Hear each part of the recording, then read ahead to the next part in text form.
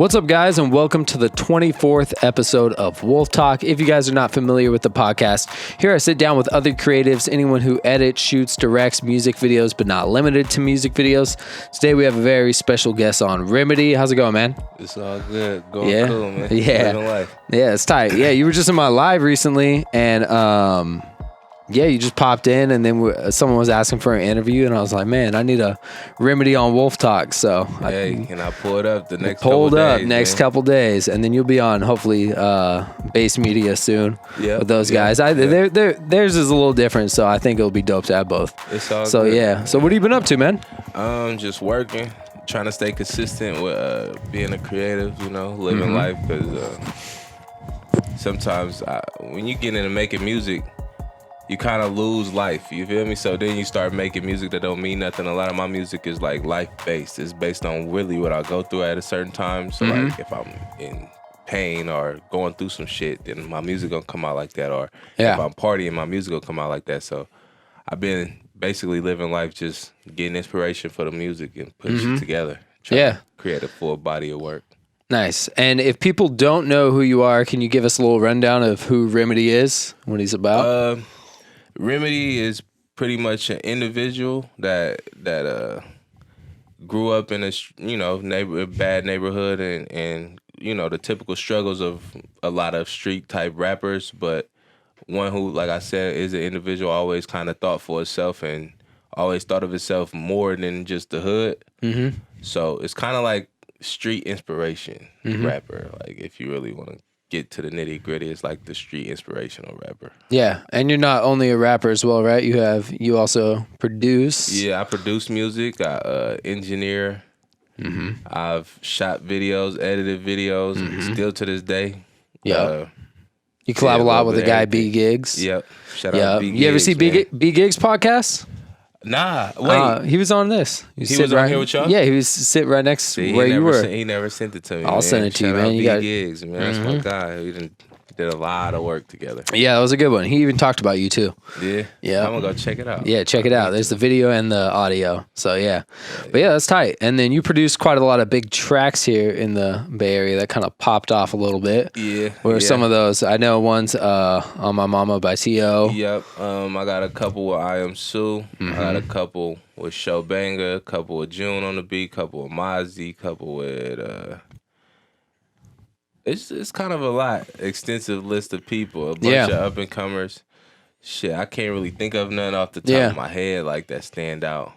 But no, it's definitely a lot. Is probably like one of the most known ones. Yeah, that's awesome. Roach Gigs too. Yeah, Roach Gigs too. Yeah, I saw you guys just had a show recently in at the Cornerstone. Yeah, in Berkeley. Yeah, that shit looked tight. Man, that was cool, man. It's crazy because in the Bay, for some reason, a lot of people don't have like actual shows, concerts. And for him to be gone for as long as he's been, like out of the music scene, and be able to come back and still sell out a what is that, like 3 to 5, like 500 people concert? Like it's a pretty big venue. I've been there a few times. Yeah, that shit is crazy. Like it look lit. It's hard enough for motherfuckers who popping in the Bay to do the 500 people shit. So. Shout out to him. Yeah, that was crazy. To the people that came out, man. That was definitely a like show. His videos. I think he used to shoot a lot with David Camarino, right? Yep, David Camarino and Eric Jerome and Chris Simmons. They all kind of under the same umbrella. Yeah, those were some of the early videos that really like inspired me to start shooting music videos in the beginning. Just watching his videos, like I'm trying to think of some of the ones, but they were all just sick. Like all his videos were hella tight. Hella creative. Definitely. And then I know you guys had a few videos together too. Yeah. I think I saw one that you edited too. It was like, I remember this one. I thought this is like probably like the first few times I saw you. Like it was a black and white video, and it had like some red. I don't even remember. I don't remember the name of it, but I know you edited it. Will Roach? I don't know if it was with the Roach or it was just you, but it was black and white, and the edits were pretty clean. Probably was me. Yeah. I had a few of those in my days. Yeah. I used to let a black and white look. Facts. Yeah. So let's go back to the beginning. What? How'd you first get into music and whatnot? Long story short, like I said, typical hood story. I was growing up playing a lot of sports. That kind of was my life. It kind of taught me how to focus on one thing and really grind that type of thing out. unfortunately, due to gun violence, I ended up getting shot in a wheelchair at a young age. So from when I got shot, which was 14, till like graduating, I kind of was floating.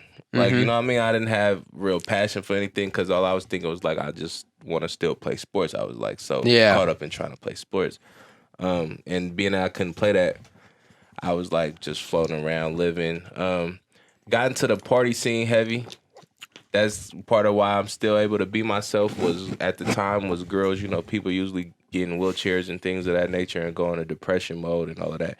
Once I seen I could still get girls, it kind of kept me alive. You know what I mean? Especially at a young age, because you know, teenagers, all we care about is girls go girl crazy. Yeah. So from then, I used to go to parties and I always liked music and was around music because like my older brothers and shit like that was always trying to rap. And where were you growing up at this time? I grew up in San Francisco for the most part, and then I moved to Antioch. Okay, cool. Yeah. So I just was going to parties and was hearing songs, and like I would know people from, I don't know how, like I went to Deer Valley in the 11th grade, and like for some reason Deer Valley had so many people who grew into to be stars or Bay Area like known people. So like at the time I knew like Young Kurt and shit like that. So music was accessible and he was like the biggest shit damn near out at the time. So I was like, shit, it's an opportunity for me to get in there and try to dive into it. I got into making beats, learned a little bit from my dad's girlfriend and her kids at the time was like extra into music too. So I learned some shit for them. I looked on YouTube and spent like, countless hours of just tutorials and trying shit and fucking up and trying shit and fucking up. So I started off producing first. Okay. So that was what that was. At that time, I just started making beats. Like I was just trying to get my beats to anybody who can rap on them for free. I'm like, anybody. It can be like a rapper that's like a literal nobody. Like, I just want people to be heard on my beats. From then, I got into Pro Tools and stuff like that. Okay. So that's like the engineering side. Yeah. So from producing, I went to engineering. And I did that because it was a bunch of kids from my hood, you know, I grew up with that was rapping. Okay, yeah. And they was the ones that was willing to rap on my beats. So I had to make them sound good on your beats. I had to learn how to be like, fuck it, let me just be the guy. Like, because now I want people on my beats, but it's taking too long when I send them the beats. So yeah, exactly. Now they can come to my house and just record with me. And then get everything there. So I had to spend countless hours again on YouTube, learning on Pro Tools, practicing, fucking up. I ended up getting a shady ass computer from one of the little partners or something out here that was, you know, hitting licks and shit like that. Not saying it's good, but that's kind of what happened. Ended up getting a $100 mic from Young Kurt. I still got that mic to this day, by the way. That mic, it's a lot of hits from that mic. Like he made all like the Mobby Train and all of his like main songs with that mic. So I think that mic is like got some kind of golden shit to it. That's sick.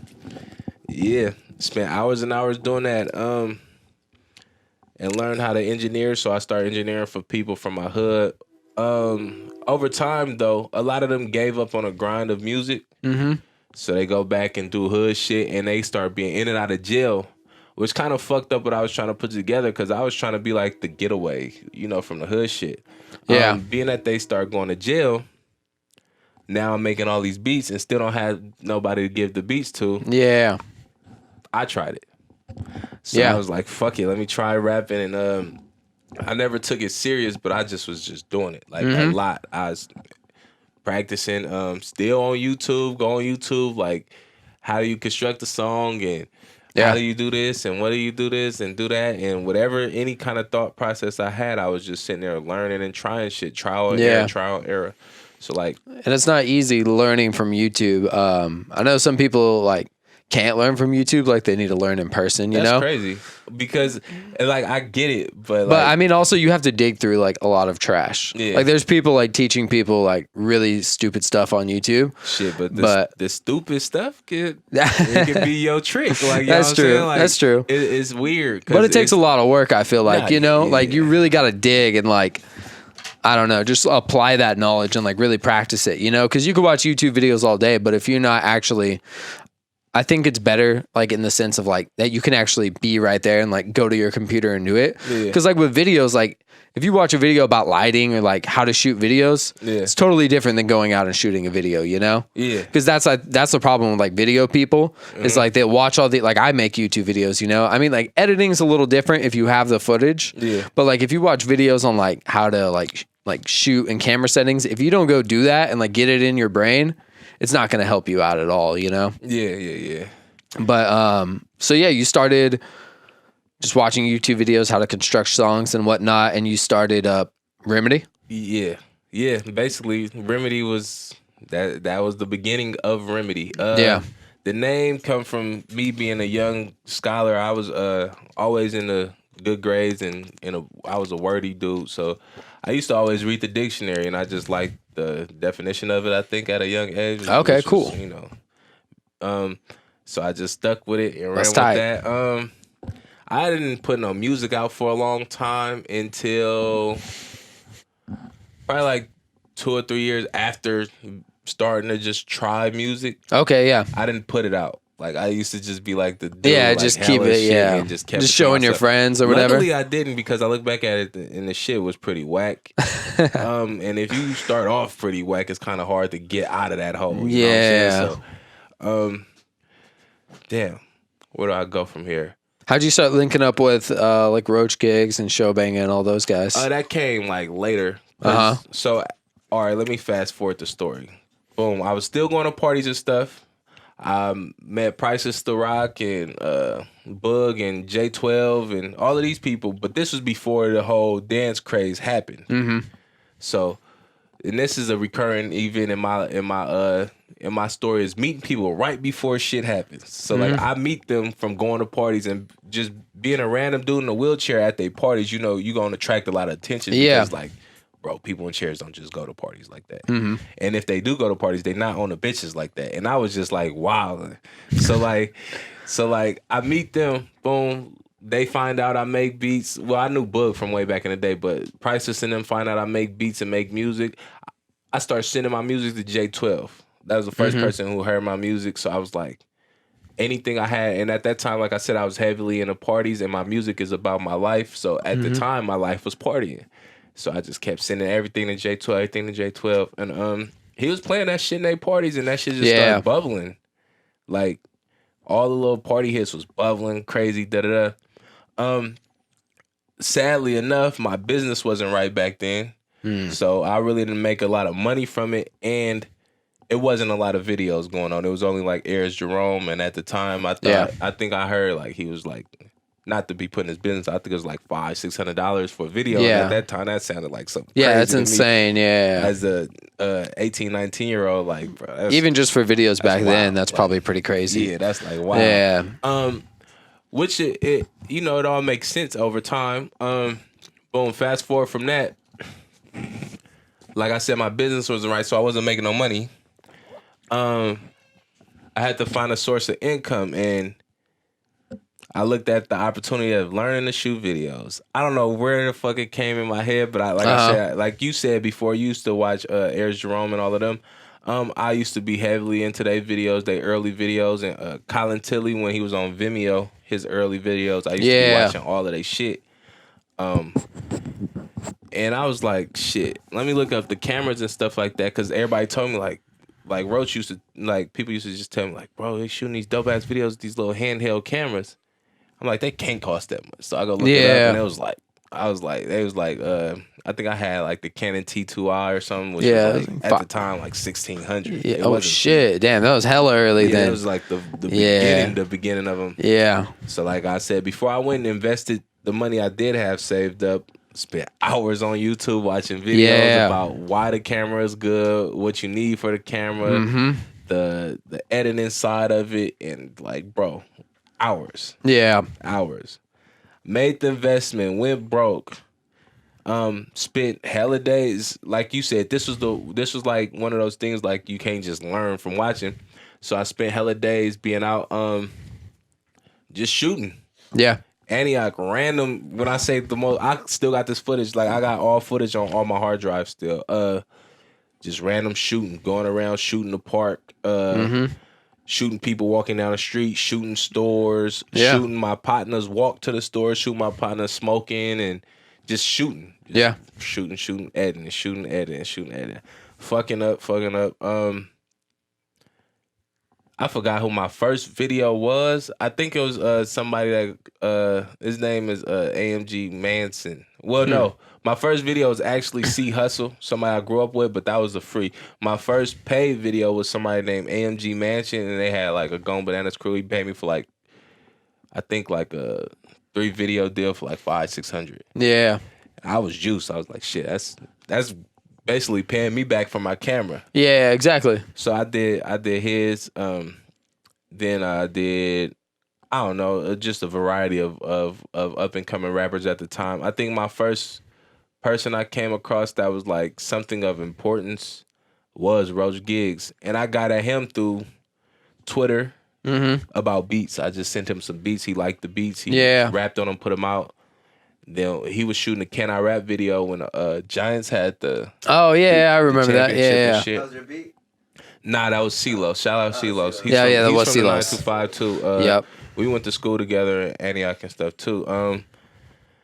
So long story short, he like, yeah, man, I like your beats. Just like, just come out and fuck with us.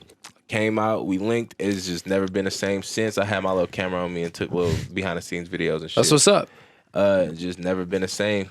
And then we was locked in after that. Ended up going on tour with him.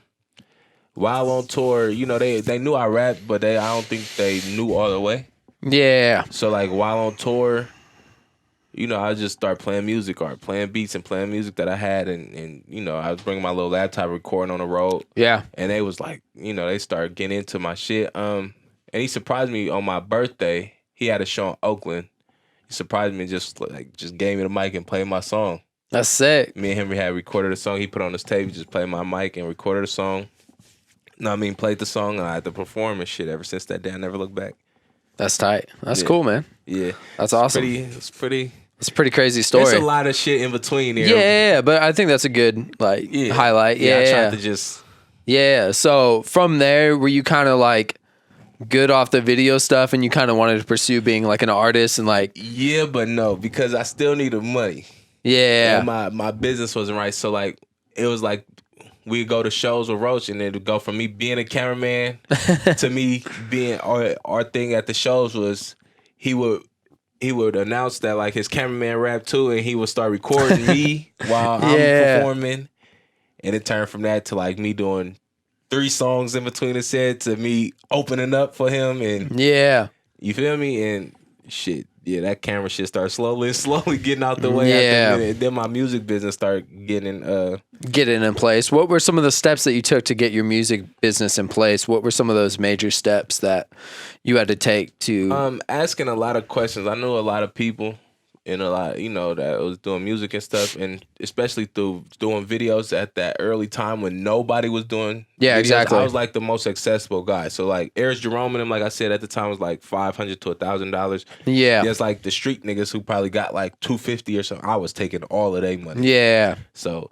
I would know all of them, and some of them would grow into beat people. Like I did videos with DB. And DB was already somebody, but he would grow on to be somebody, and I would meet like his partner behind the scenes who might know his business, and they would be like, "Oh, if you do this and do that and put this and put that." So along the way, I ended up meeting Stretch and Will and Huggy, which was they kind of like Stretch manages damn near anybody out the Bay. Yeah.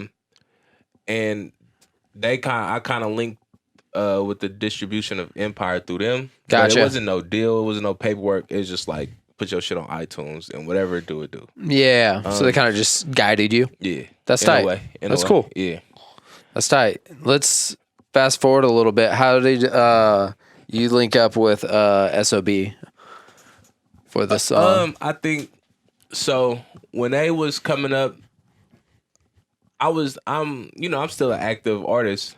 Yeah. But I think I had like a big splash at an earlier time. So like my music was known from a younger generation, from the parties and shit like that. So they knew of my name. Gotcha. And, this is another case of me getting with people right before it works. Young T.O. had a song called Cautious, and he had another song, I forgot what it was. And this was before I didn't know B Gigs was shooting their videos, but I knew who B Gigs was. Okay, cool. I think B Gigs shot Cautious, right? Yeah. Yeah. And he had another video, but I think he deleted the videos. Something about having his 40 and his girl wedding. But I loved the song, and this was like early. Gotcha. But I heard, naturally heard like little similarities with our styles and shit. But I kind of liked his music because it was just him by himself at the time. T.O.? Yeah. My bad. T.O., yeah. So I had posted him. I posted both of the songs, and he hit me back like on some like right on, bro, and normal shit. It wasn't normal like stuff, yeah, too crazy. But I think when that shit started really happening for them, like when Different and then they dropped Anti and all that shit was going up. I don't know if he remembered me from back then, but I just randomly DM'd him like, bro, I got some beats for y'all. They was on live, Instagram Live. That's when I first came out. I'm like, I got beats for y'all. They in the studio. They was at the grill. Yeah, and they was like, shit, pull up. And then I pulled up with a hard drive full of beats. They picked like 15, 20 beats. I gave them some kind of super, like some jug. Like, yeah. You feel me? Because I knew at that time when it was just starting, I knew they didn't have like the money to be like, yeah, I need 1,000 per beat. And da-da-da. So yeah. Like, shit, all right, any beat y'all use, just give me this and we good. Yeah. That's how it been. So ever since then, I kind of just been locked in with them. They still probably have songs with like unreleased songs with your beats on them. Hell yeah. Hell yeah. Do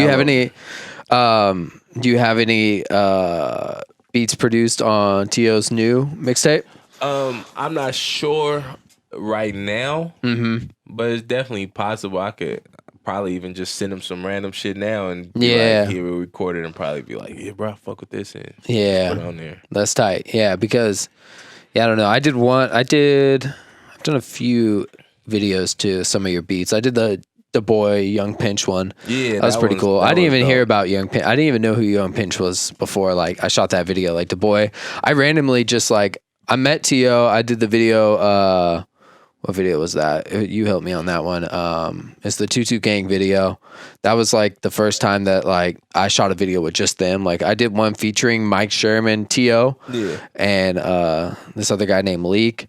And then we did that video. Oh yeah, that was a fun one. Yeah. And then we did the Right Now remix, or just the regular Right Now video with T.O. and Slimmy.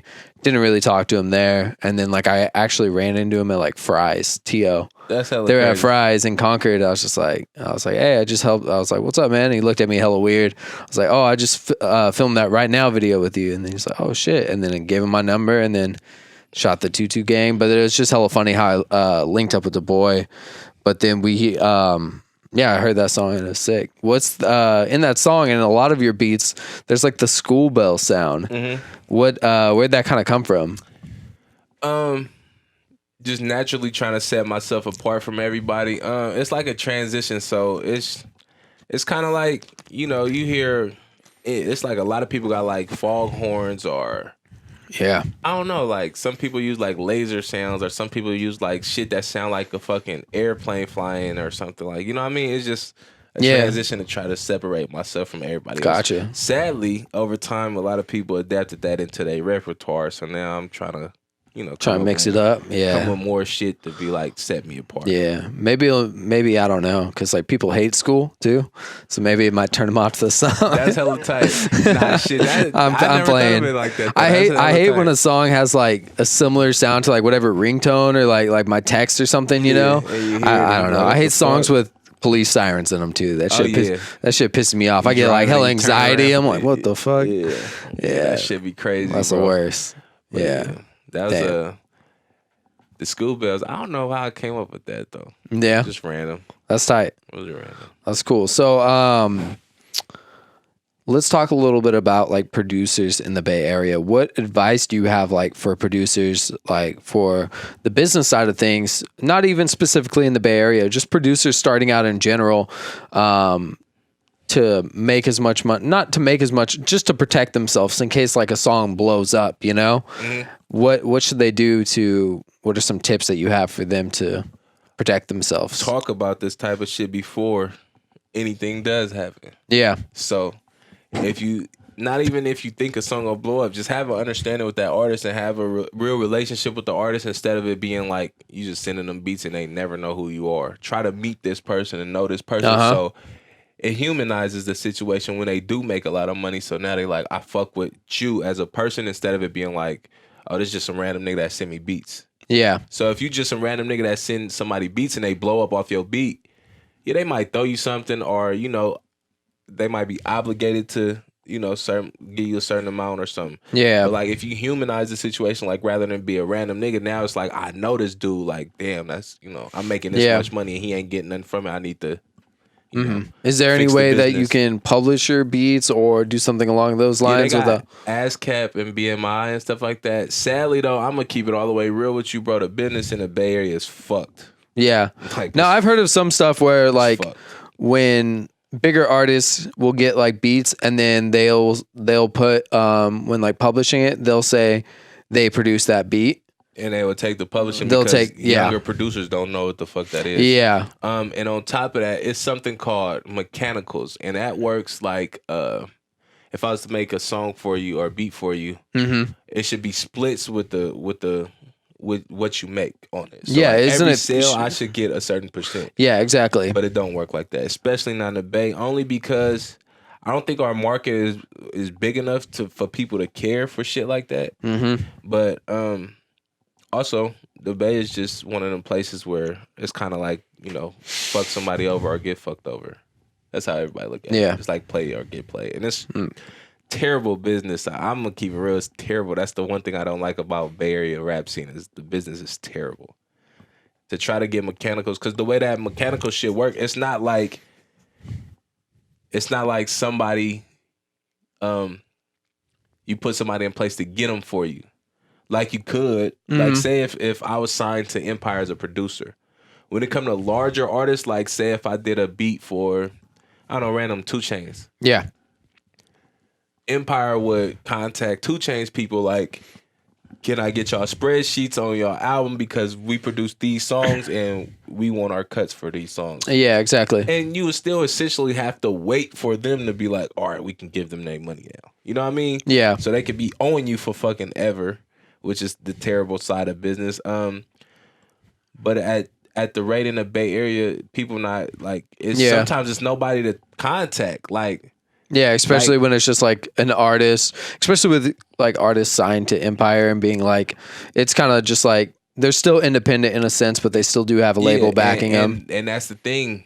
That's part of why it's like that's part of the independent side is like me as an artist. If you produced a song for me, I'm still independent. Even if I'm signed with Empire and I'm doing big shit, it's like a partnership. So I'm still independent at that point. So I would need to be the one to calculate the mechanicals and give you your portion. Exactly. Empire kind of just would pay me and I'm supposed to pay everybody. Yeah. That don't fucking happen. No, it doesn't happen. And I've even heard that with artists who are signed to Empire, and Empire will give them like a cut for like marketing, like for their video. So like, I don't know, here's $10,000. And I've even heard of artists just spending that on themselves and then like, oh, I got $500 for a video. And it's just like, you know, so definitely. And I know there's a lot more to it. I think at that point though, it's on the person who providing the service though. So like, you know, Empire definitely is the way it works is like they definitely would trust somebody to be like, all right, you got a budget for videos, here go 5,000 for videos. Yeah. The person gonna think of that 5,000 as $5,000. You feel me? Yeah, exactly. Like that's for this many videos. It's kind of gonna be like, all right, let me go work my jug with these cameramen so I can keep the rest of that money. No, exactly. Yeah. Because of the business, it's like because the business is really bad out here. Yeah. I wish it was better business. That's one thing about the Bay Area rap scene, period. I just wish the business was... Instead of thinking of it as, I got 5,000, let me put another 5,000 on that and then have way better videos. Or even just, I got 5,000, let me get with the cameraman I work with. Yeah. Really put them on. Them. Yeah. You know what I mean? Really give them something to look forward to and want to work with. Level up your visuals in a sense, or just anything, honestly. But yeah, that's pretty messed up. But what it sounds like is try and get paid for your beats in the beginning, but definitely try and level up. But then once you get to the position where you can start making moves like that and leveling up, like where you get in that kind of demand. I'm gonna tell people, I'm gonna give people some free game right here, real finesse. Try to stick with an artist. Every producer got one artist they stick with. Yeah. You know what I mean? Metro got a couple, but he got like the Future or like, you know, Metro and whoever, or June and Mozzie, or fucking it's all kind of people, and it, like Zaytoven and Gucci Man, like, you feel me? So try to stick with an artist. And the finesse in the Bay is produce a whole tape for that artist, right? Gotcha.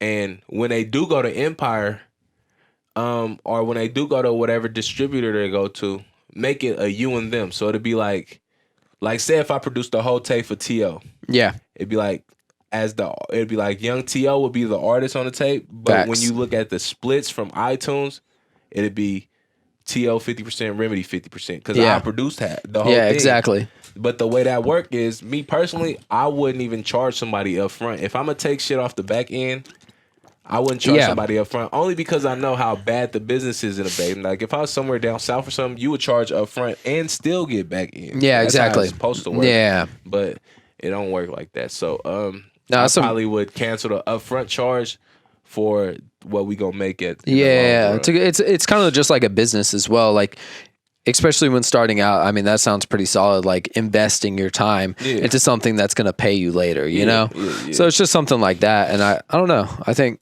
that's some pretty solid advice right there. Definitely. It's just know though, in the Bay, this shit ain't like. People make it seem like it's all good and glitz and glamour, but motherfuckers be scared to say it, that behind the scenes is fucked. Like, business is fucked up, bro. I'm gonna pull up the questions I got here. A lot of people don't even know the money they have laying around, like, that they supposed to have in their own pocket that somebody else might got in their pocket, or that is just out there. Because ASCAP, the way ASCAP and shit work,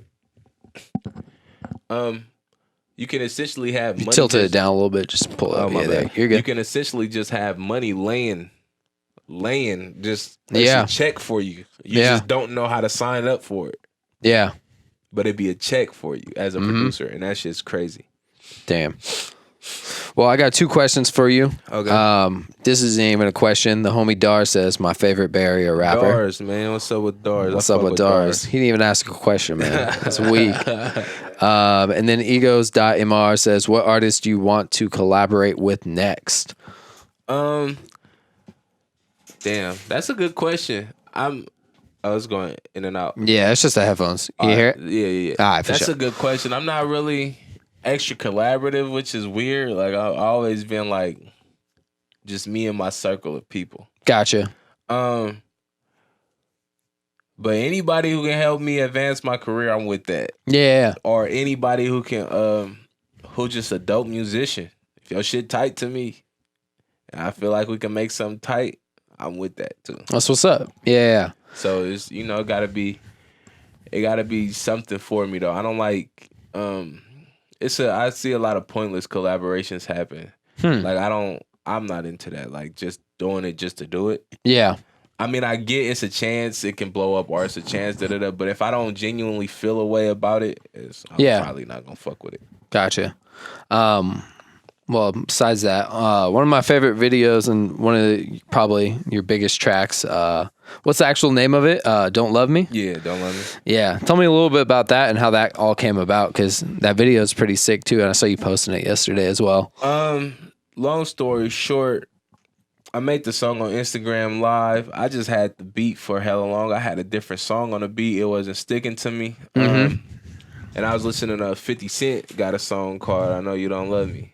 Okay. And he say, he's kind of similar. Like, he's talking about everybody else in G Unit. Like, you ain't the same when Yayo around, or you ain't the same when Young Buck in town, and all of that kind of shit. And I just thought to say Bay Area rappers. It was kind of like a thought out.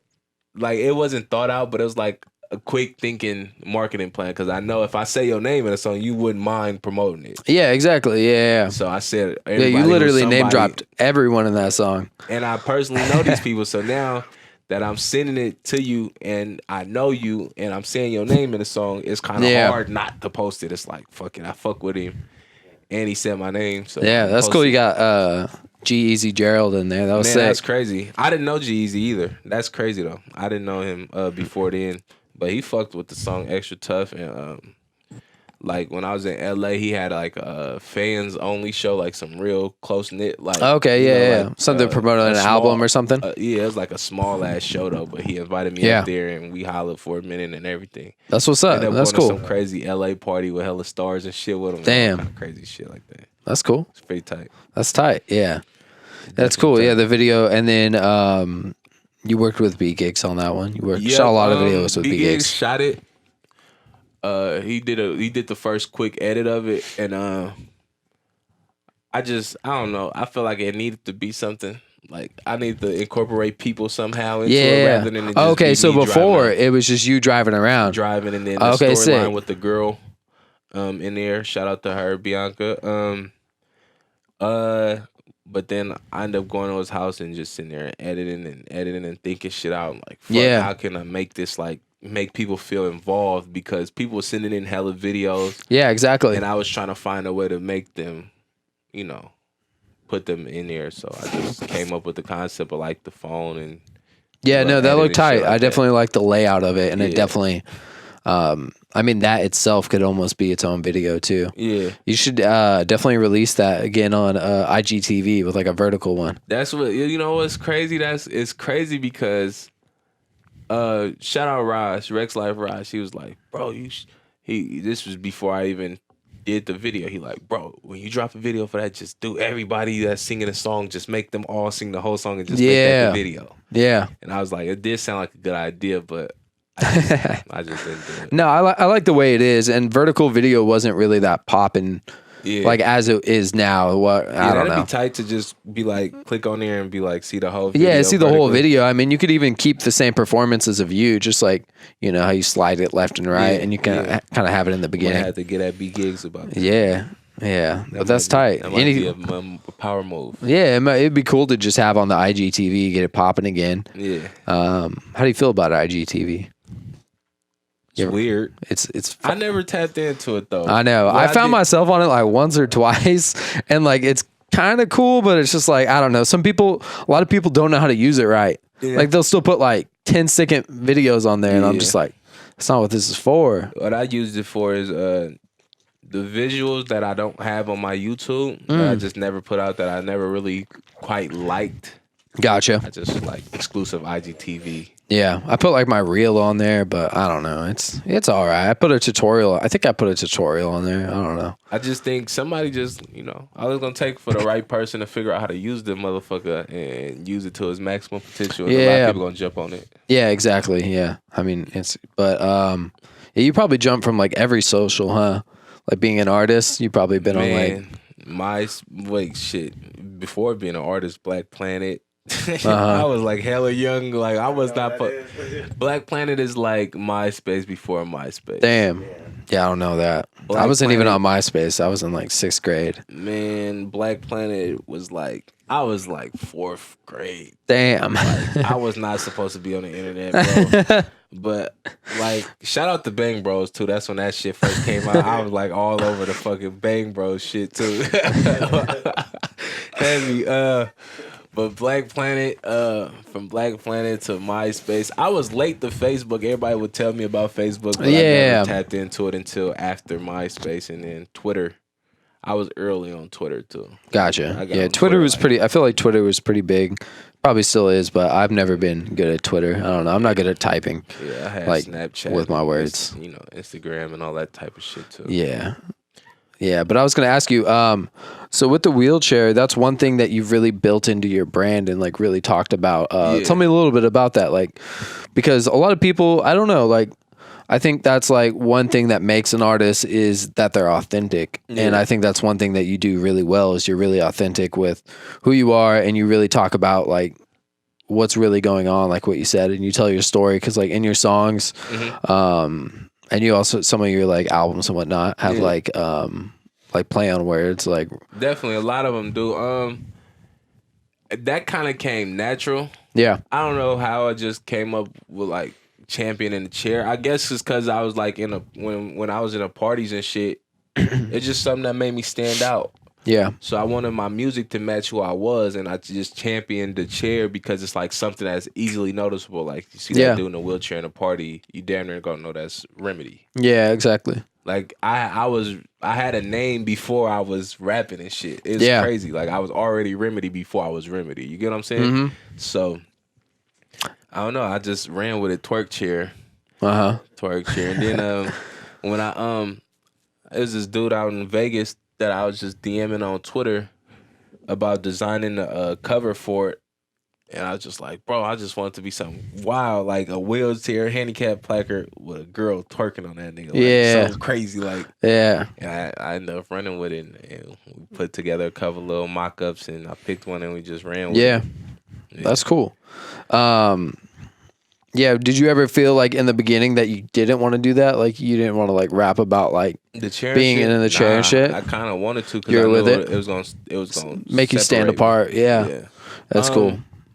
Because I know some people would feel that way, you know? A lot of people would be like, oh, I don't want to talk about that, you know? And like, but I think that's cool that you embraced it and made it what makes you stand apart, you know? Yeah. See, the thing is, though, in music, with me, it's like my getaway or my therapy session. Yeah. So, and that's why you get like actually my honest truth in music is because it's a lot of shit I wouldn't like. If you was to ask me about my situation, it's a lot of shit I wouldn't tell you. Mm-hmm. But if you listen to the song, you would hear that shit. You feel me? The shit that I wouldn't tell you, you would hear in the music. Yeah. So that just is like natural for me to speak on my situation and be so open and just say what it is. Even shit that would be, you know, sometimes it'll be looked at as exposing myself or, you know, something like that. I don't mind it because if anybody gonna tell you it's gonna be me, I'd rather be me up front first before I let, you know, try to put up a fake persona. Yeah. Facade. Over time in my career though, what I have learned is the blessing, the curse, which was originally my curse, the chair, is a blessing, but it's also a curse in the long run with the music shit because it could stagnate me because I can be just known as just the wheelchair rapper instead of the talented rapper that's in the wheelchair. Yeah. See, that's what I like with like that video, what's it called? Don't Love Me, because you guys didn't do like a performance in the wheelchair as well. Yeah. So it kind of just like if someone saw it for the first time, they wouldn't know you're in a wheelchair. You know what I mean? Yeah, that was a thought out. That was thought out too. Me and my guy C Lee, shout out C Lee. You might, I ain't gonna lie, he like damn near a podcaster too. He be on Instagram Live talking to people and making people thinking. People be on there talking about a lot of shit on his live. Okay. I gotta check him out. The C Lee brand. Check it out. But yeah, me and him was like, you know, we just met each other and kind of clicked. We two thinking minds and working people that just was. He had a way of getting people together, and I already had some kind of status. So it's like, if you know how to get people together and brand well, and I have this status, let's come together to where you can help me brand my, you feel me, and we can make it a business, which we did. So we just had like, he just like, bro, we got to just kind of separate from the chair and just let people know you're a good artist. Yeah, exactly. They know you in the chair. So just do like a video. He's like, for this is gonna be like, it's like your biggest song right now. Just do the video to where if somebody seen it, they wouldn't know you was in a wheelchair. Yeah, exactly. Yeah. But when they go look at your other shit, they're gonna be like, damn, he did this and he's in a chair, and make it like better than being like, oh, I feel so when they dig deeper, it'd be better than because that's always cool when you dig deeper into a like an artist, you know what I mean? Like you don't know about them that much, and then you dig deeper, and then you like get more involved, and then I think that's like why we like stick with artists and like continue listening to them.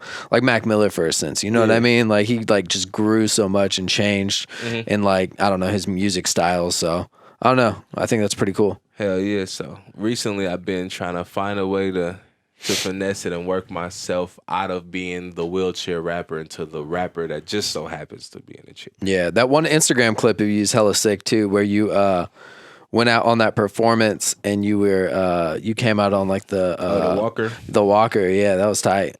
The energy in that crowd looked crazy. Man, crazy. That was That was what SOB. Yeah, I think it was a SOB They show, did the right? 3 days. They sold out 3 days in San Francisco, 2 in a small room of the Regency, and then 1 in a big room. Yeah. And in the big room, I was like, it's some way I gotta win fans over. I know these are their fans, basically. Like, you feel me? So I'm opening up for them. Yeah. So I'm like, I gotta win people over somehow. So I'm like, fuck it, I'm gonna just start performing in my chair, and then in the middle of my set, I'm gonna come out on a walker. Shit ended up working. Stole the show. That's tight. Well, at least in my perspective. You know, they still had a great show. Yeah. It's just they fans, so they gonna rock it out. But no, that's definitely a big highlight, and that's something cool. I tried to have my moment. I had to have my own moment. You know what I'm saying? That's cool. And then one thing that I've seen you do in the past is you'll do, I think you call it role models. Yeah. And you'll pull up and you'll just like, what do you kind of do in those sessions? That was for my tape. I had a tape coming out called Role Model. It was like something that was important to me because it's like one of them tapes where I dug deep and kind of reflected on my life. Yeah. But I was pulling up to do studio sessions. I'd pay for a couple hours, I'd buy pizza, drinks. Yeah. And just have this was before the tape come out. Just have everybody come to the sessions and hear the tape and explain to them why I'm making these songs and why I said this or this and that. Yeah. And let them ask questions, and it was like more of an interacting thing with people who supported me because the internet shit is cool, but I was born in the 90s. A lot of people is born in the 90s, but I feel like the early 90s, we kind of like the last of the generation that had to actually go outside to play and meet people. And you feel me? Before social media. So now motherfuckers born in late 90s and 2000s and shit like that, they ain't never had to just go and be like, it's weird. Let me go down the street and meet somebody. It's exactly. Not that. It's just social media. Yeah, no, it's hella weird. Even just like meeting people on like Instagram. And then just like talking to them and then just like meeting them for the first time in person. It's weird, Yeah, and that's part of why I did that because it's like some of those people is the 2000s people that never had to come out and meet. So I'm like, come out, come to these things and then make it real personal and we're going to sit here and really talk. You can really meet somebody. Yeah, exactly. You feel me? Especially somebody who I guess if they do, they may idolize me because I know at a young age, if a rapper would have came to my house or my hood and or invited me to a studio session and talked to me, bro, my life probably would be different. Like the way my outlook on that. Yeah, no, I think that's one of the realest things that you can do, and I think it definitely helps impact kids and just I don't know. You never know how much it can help them. Yeah, and then some of those people be other artists, so I let them play their music for the other people there, and they may even gain fans. Yeah, you feel me? So it's like. Give them advice and stuff like that too. That's cool. It's like I said, it goes back into humanizing somebody instead of looking at me like somebody who you can't touch, you probably never gonna meet. You can meet me. I'm normal. I'm just like you. I'm working hard though. I'm trying to make it happen. You feel me? So I like being like and that's a part of being a role model. It's like you feel me. Know that me and you are the same. Know that we have the same opportunity. And I'm going as far as I can with it, and you should too. That's what's up. Sick. Well, I think we're getting towards the end. Is there anything that we could be looking forward to in the future of Remedy? More Remedy. More little. I got some people from my hood that's doing their thing. Lil Beans, Zay Bang, Trey Bands. It's a lot of young talent out of San Francisco, and I like it. I'm trying to get more involved into it. I gotta start sending them little fools some beats and stuff like that, man. And start connecting the dots, like getting them into contact with people like you or people like B Gigs to where their videos can become better. Yeah, you know what I mean. I feel like I want to do more of that, more connecting some dots while still being active and still being Remedy. I want to connect some dots with like the people who like on to come up. That want to transition into something, real, something serious instead of just being like bullshitting around with music, who want to make it a real actual business. Yeah. I want to transition them into that. That's what's up. That's cool. Tight. Is there a secret message that someone should comment down below if they made it to the end? If they listen to this whole podcast, what should they comment below? You dig. Sick. All right. It's the end of the podcast. If you guys enjoyed it, make sure to leave it a review on iTunes. I don't think you can leave reviews on Spotify, but you can listen to it anywhere. Subscribe. Make sure to check out Remedy on Instagram at sir. Remedy415. Yeah. And make sure to check him out on Spotify, iTunes at Remedy. He's got tons of songs on there. So make sure to check that out. And post this on your Instagram story and tag both of us. We'll repost it. For sure. And we'll catch you guys next time. Thanks for listening.